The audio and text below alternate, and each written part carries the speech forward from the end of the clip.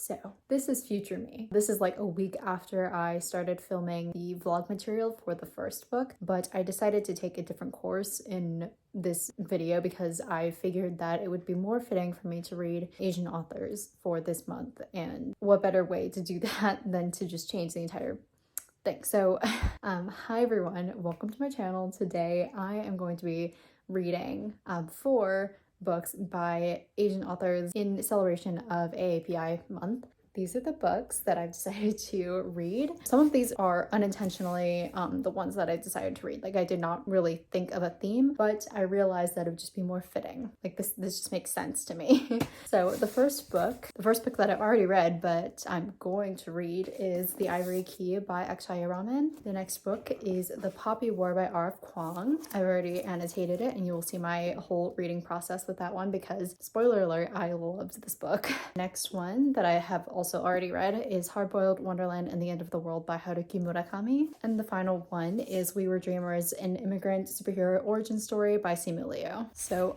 all 4 of these books I've wanted to read for a while now, and I just thought, why not clear out some of my TBR? And this just felt like a more appropriate way to do things. So you'll see the next clips, which will be from a week ago. So multiverse of madness? I don't know. But anyways, see you then.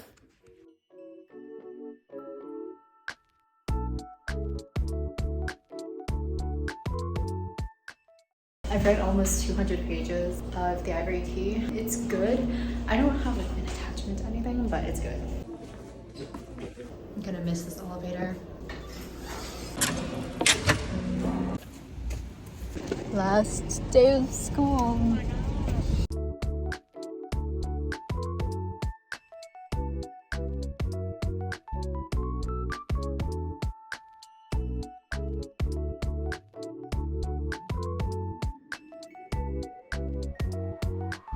So I'm currently at page 248, and I have very few thoughts on this book.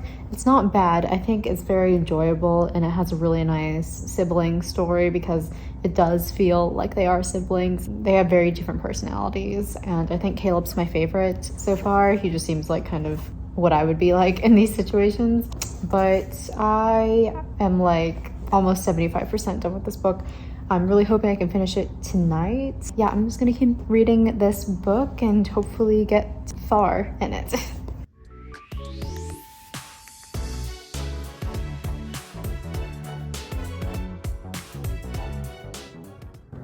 The cycle time. Oh my god. Hi everyone, good morning. So I did finish The Ivory Key last night. It was a very successful read. I am really pleased with it. I am so glad I picked it up because it is a very nice family story, and it has like a little bit of magic in there, and now with the big plot twist at the end that I'm very proud I predicted, it pulled everything together, and I'm not sure if I'll continue the series for however many books are going to be in this series, but I would totally recommend it to anyone who loves YA fantasy and loves sibling stories, because they just, all 4 siblings had such distinct personalities and motivations. It's definitely more of a character-based story, so go into that maybe expecting that kind of focus, but it was very strong in that sense. It was very strong in the character department. So the plot twist at the very end, I was getting very close to end of the book, and especially the epilogue. Like, first the plot twist, then the epilogue. But even then, even though I had a hunch that something was going to happen anyways,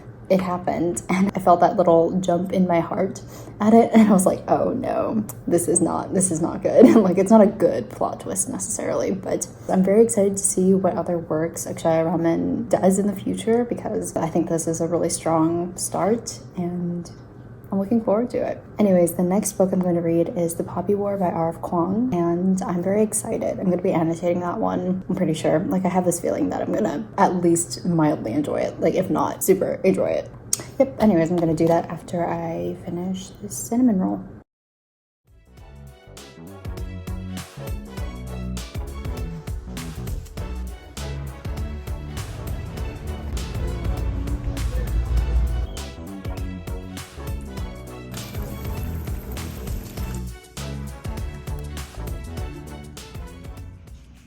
Hi everyone, so I am finally starting the Poppy War. The only reason why I haven't started it until now, like around dinner time, is because I've been kind of busy today. I went to a secondhand bookstore, but it did have some new books. So I got Heartstopper by Alice Osman. This is the graphic novel that the Netflix series is based off of, and I watched the Netflix series first, but I knew about Heartstopper before that. I just didn't have any interest, but the Netflix series got me hooked, so I will be reading this at some point. The next one is Malibu Rising by Taylor Jenkins Reid. If you know, you know. She is the author of Daisy Jones and the Six, Seven Husbands of Evelyn Hugo, and many more. And this is the 80s themed book.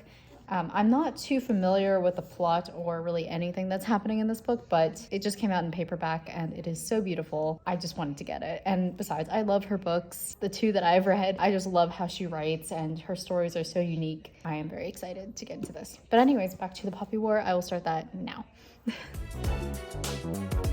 So it is the next day. I didn't film anything for the rest of yesterday just because I didn't get that far into the Poppy War. I was really tired for no apparent reason, and I wanted to get a little bit further into it before saying anything, but now that I'm about 130 pages into it, I can just confidently say that I love this book and I'm probably going to rate it 5 stars. Like right off the bat, like this is my prediction. I'm really hoping I don't jinx myself, but I just love this book already. I think it's mostly because the main character, Reen, she is going through hell. I'm not exaggerating. She has put herself, even in the first 50 pages, let's say, she has put herself through so much pain just to get into this prestigious school, the synagogue. And she comes from a very impoverished town and she gets looked down upon constantly. There's so much prejudice that she faces within like her first 12 hours of being there. But the fact that she just has this unbreakable tenacity where she can just brave through literally everything. She doesn't have the most logical ways of getting through it. So that's where the trigger warnings come in, by the way. But the way that she gets through things, I just could never. It's admirable to a large extent. Like I said, I would not recommend any of the methods that she does just to, you know, keep herself going. But oh my god, like already one of my favorite main characters. This is going to be one of my favorite books. I'm calling it now and we'll just have to see. I'm just gonna read a little bit more and I will update you whenever it is convenient.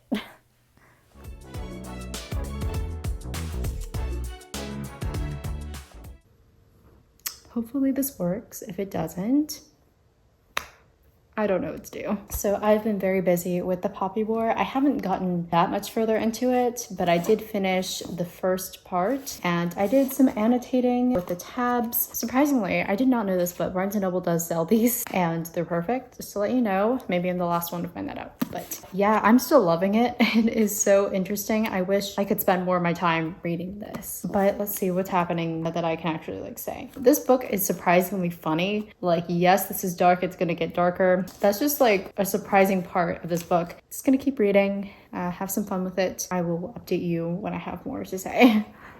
Just witnessed an epic battle moment. Yeah, this feels so cinematic. I'm not sure if I'd want to see this as a movie because I feel like it would be very brutal and I'd probably be looking away most of the time, but oh my god. I can just see this happening. I just picture it and it is so good. That's all I had to say. Bye. It is the next morning. I'm going to try to finish the Poppy War today. I'm pretty sure I'll be able to do it. Don't know when.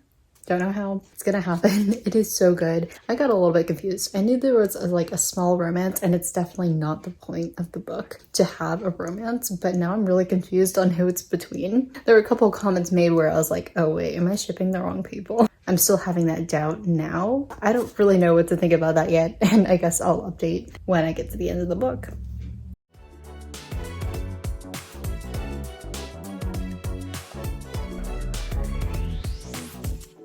So I finished the Poppy War. I'm just honestly blown away by how beautiful the story was. It definitely wasn't the most cheerful story. It is super dark, especially towards the like end parts, like the latter half of it, because I had heard so many trigger warnings about this. I was not sure whether I'd be able to handle that or not, but it kind of creeps up on you, and then it's just kind of a completely different tone than the beginning. I'm really, really excited to get into the Dragon Republic and the Burning God. I am going to move on to, I don't know which one I want to do next, but I think I'm gonna go with Hard-Boiled Wonderland and the End of the World by Haruki Murakami next. So I'm trying to make this a little bit more brief than the Poppy War thing because I don't want to take up that much time. I'm going to officially start reading this book.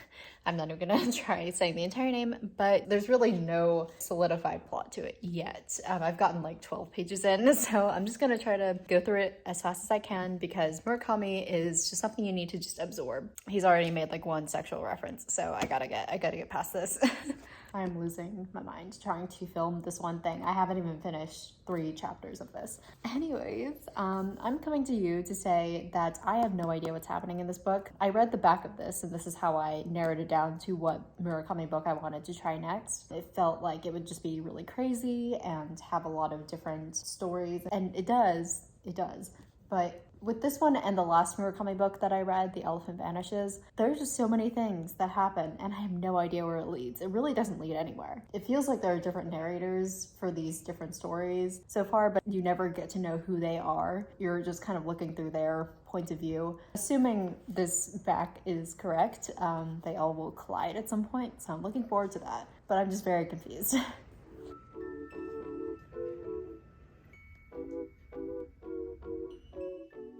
Hi guys, so I just finished Hard-Boiled Wonderland and the End of the World by Haruki Murakami, and I just want to say that I have very mixed feelings. On the one hand, the figurative language and everything, the writing is so beautiful, and the whole concept of this, like it's not really two parallel universes, but two parallel consciousnesses, I don't know. They're both of the same person. It's the same person just experiencing 2 different things on 2 different conscious levels. And it is very interesting concept. But the one thing that I have, and this is still my problem with Murakami, and I think it's been discussed quite a lot, is just how he writes women. It's just the way he writes women is not for me. They don't have any substance to them, and it's mostly just describing their like physical appearance. That hyper focusing on that just makes me feel kind of weird. I've never been comfortable with that, and that's the one thing that I can't really ignore in his books. But the rest of it's great. So it gets a 3.5 stars out of me.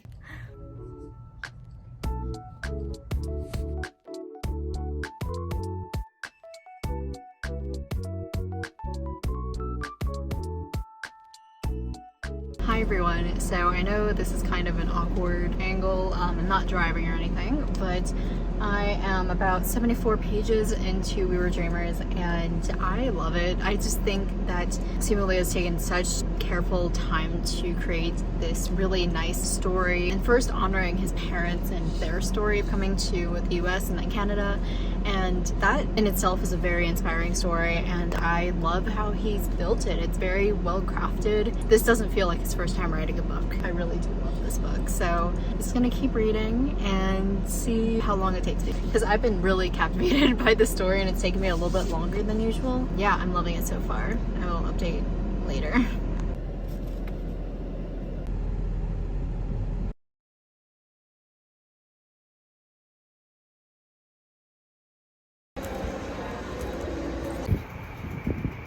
Coming to you live with another update. So I'm like 40% into this book and I still love it. Like, I mean, there's nothing to criticize. Like, this is just his life, his parents' life, and he really does capture it so beautifully. Okay, I almost cried during this portrayal of the harshness of his environment when he was moved to Canada and just with his parents for the first time. Definitely not what I was expecting, but I am not mad about it. I think that this is a really important topic, and I really like how he has turned this into a, not necessarily just like a negative portrayal of his parents, but more just showing parents and kids an unhealthy relationship between parent and kid, and I think that's a very important lesson to take away from that. And in honor of Simu Liu, I did get bubble tea. I'm not the biggest bubble tea fan just because I think that it makes me sick afterwards, but it's worth it.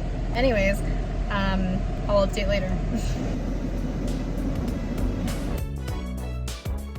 So it is raining outside. It's a little bit cloudy. So I think it is time for the bi-monthly rewatching of Heartstopper. The chemistry? The chemistry?